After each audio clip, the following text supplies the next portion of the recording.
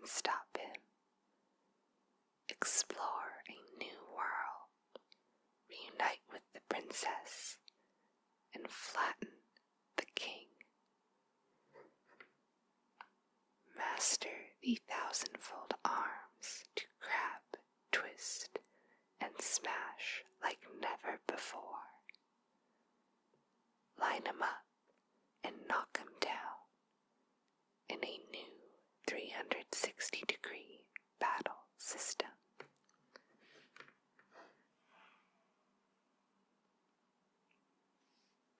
So that tells you a little about the game.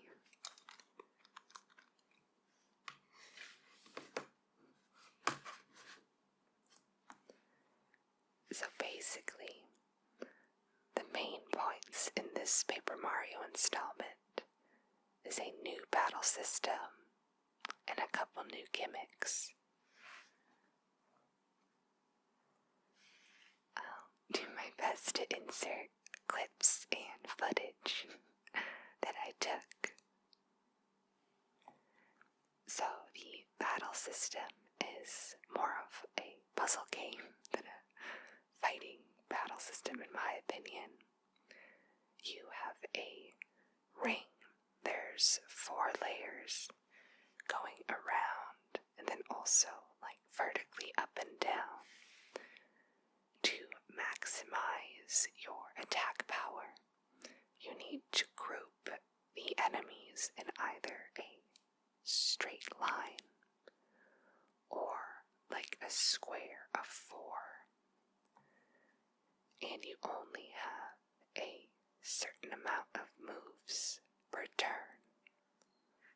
At first, it's interesting. I've never seen a battle mechanic like this. But let me tell you that after a while, it does get rather tiresome. But let me tell you, after a while, this battle gimmick gets rather tiresome. It becomes quite repetitive and especially frustrating in boss battles. Every boss has a gimmick that makes rotating and moving the panels difficult. Like you fight a stapler, and the stapler will staple certain rings together so you can't move them. You fight, for boss battles, office supplies, which is cute, and then elemental creatures. The elemental bosses are pretty boring, pretty standard RPG fare: fire, water, earth, and then ice. So that didn't feel very interesting or innovative. In fact, for me, I think what really held the game back was a lot of repetitiveness and not a lot of variation. What I found the most charming was the dialogue. Another sort of function of the game is you need to save all the toads, and there's a ridiculous amount of toads in the game. I can't remember quite how many there are. I think there's about 400 or so, but I might be wrong. Definitely more than 300. There was so many toads. You go around saving the toads, and a lot of them have cute, funny dialogue based on where you found them. I'll insert a couple pictures of cute dialogue here. And that was really fun. I enjoyed all the fun, cute dialogue. Whoever did the localization and translation did a really good job. They must have had a lot of fun. There's plenty of jokes that I definitely don't think were in the Japanese version. There's an American football joke, a 12-man Seahawks joke, to be exact, which most definitely wasn't there, but I assume it covered a cultural Japanese sport joke.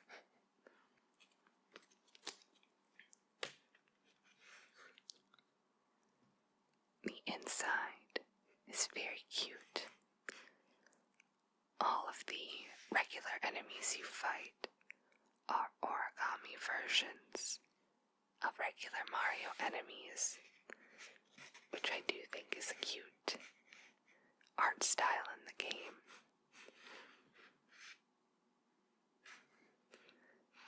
The plot is severely lacking. Not that Mario games are known for their complex and plot-twisting stories, but I really didn't care about the plight of the game. You need to save Princess Peach and her castle, which have been turned into origami by Ollie, the Origami King. His sister, which is good origami, is your companion.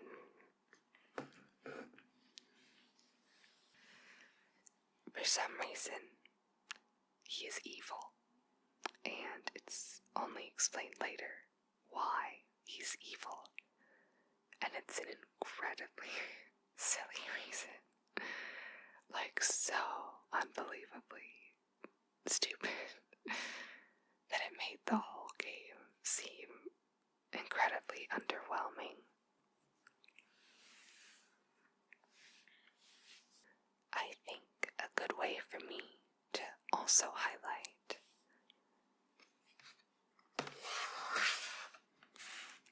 would be to compare it to my favorite Paper Mario game, Paper Mario, the 1,000-Year Door.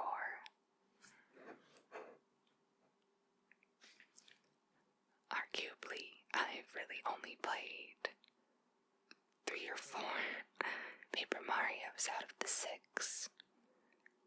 I have yet to play the first, the one on the 64, but I really want to. I play the one on the 3DS Sticker Star, which was absolutely soulless and devoid of life compared to previous entries, and the one on the Wii, which was alright, wasn't horrible, wasn't perfect. And then I didn't play Color Splash, so let's see, Nintendo 64, GameCube, Wii, 3DS, Wii U, Switch. Okay, that is 6.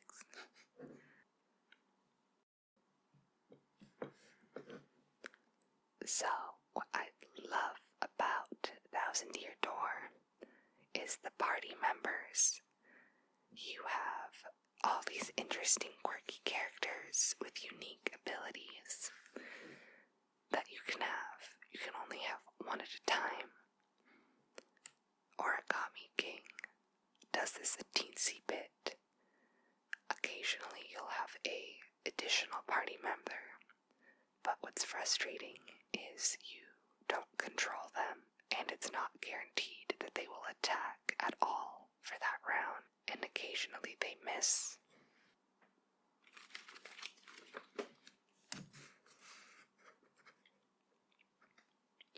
The battle system is different in 1,000-Year Door. It is turn-based, but with active inputs. You're on a little theater stage, which is so cute. And the audience also adds to like a special attack meter.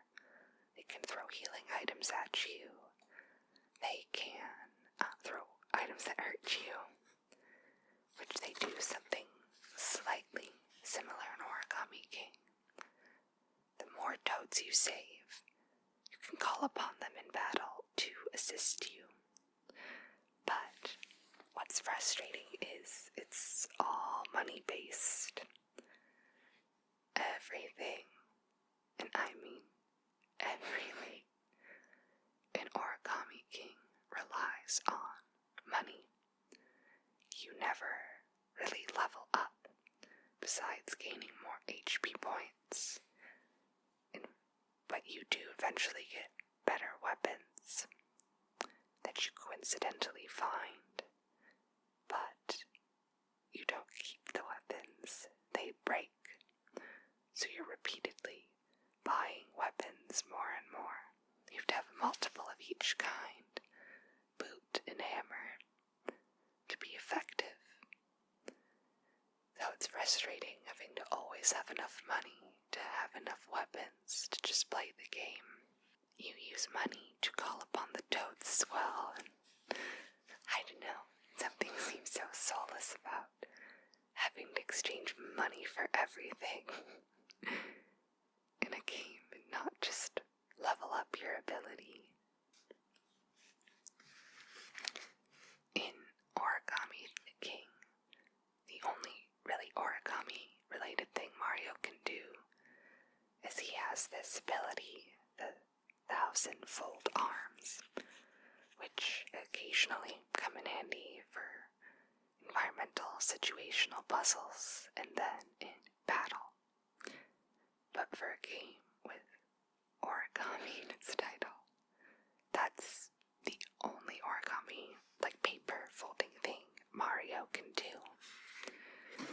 Versus in 1,000-Year Door, he can fold into a plane, go sideways, flat into paper, roll into a tube.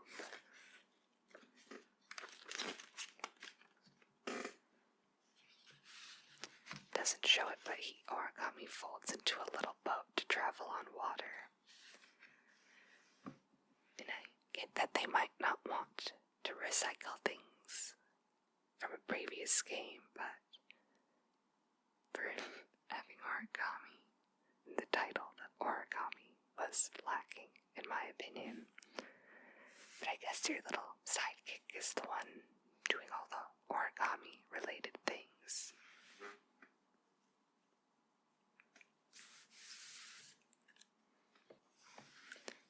There's also an extreme lack of character variation in Origami King. Basically all the toads look exactly the same except for their color palette. There's maybe a handful of unique looking toads.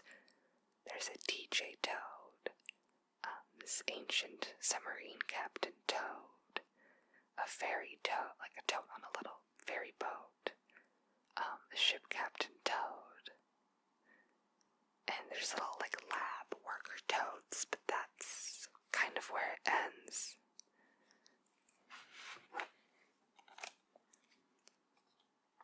Versus in 1,000-Year Door, even the Goombas, they all get unique looks. With the past several Paper Marios, there's just been a lack of character design. I will give the game some good points. Again, the dialogue is great. I love the exploration in the game. The main overworld, finding the toads, seeing everything there is to see, going back and finding toads I couldn't get before. I especially love finding these special little hidden, tucked away areas that are these little cafes. They're incredibly cute and have such funny dialogue. The colors of the little cafe and the music remind me of the Persona 5 LeBlanc cafe. And it's just, I don't know, very cute. I always looked forward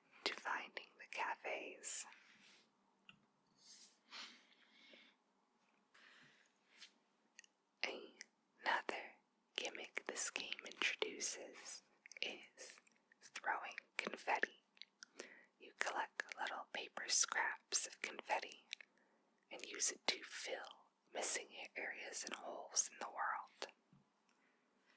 Which is cute. It's very satisfying to throw the confetti. It has a cute papery sound. And you have to make sure you manage the amount of confetti you have. You can even change the confetti with a special item to make it look like cherry blossom petals. Some of the areas in the game are very fun. One whole dungeon world is in feudal Japanese themed theme park called Shogun Studios, which I thought was really cute, different. There's a part where you explore a big ocean, and the map and everything made me think of The Legend of Zelda: Wind Waker.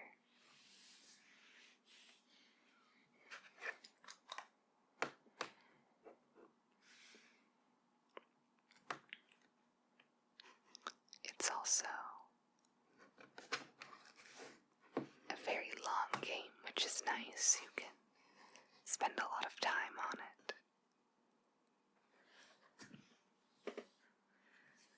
I think for my final rating, I'd give it like a 2 out of 5, or maybe a 3, 2.5 out of 5. The only thing I really liked was the dialogue and exploration. The battle system was tiresome for me, but then again, I'm playing the game when I come home after working 9 hours. So my brain might not be in the best shape for puzzly thinking. And just as a lover of older Paper Mario titles, I just miss the unique charm of those games, and I don't think the spirit's really been transferred into the newer ones.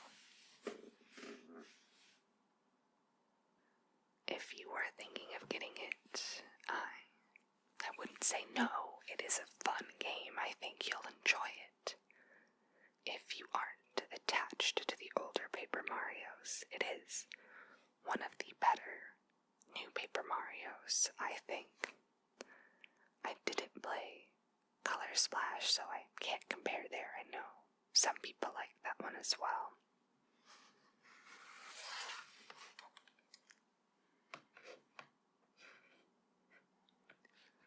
Well, I hope you enjoyed listening to me chat with you about this game. And if you like this kind of video game review, kind of ASMR, let me know and I'll be more than happy to make more. I hope you have a wonderful day or evening, and I'll see you in the next video.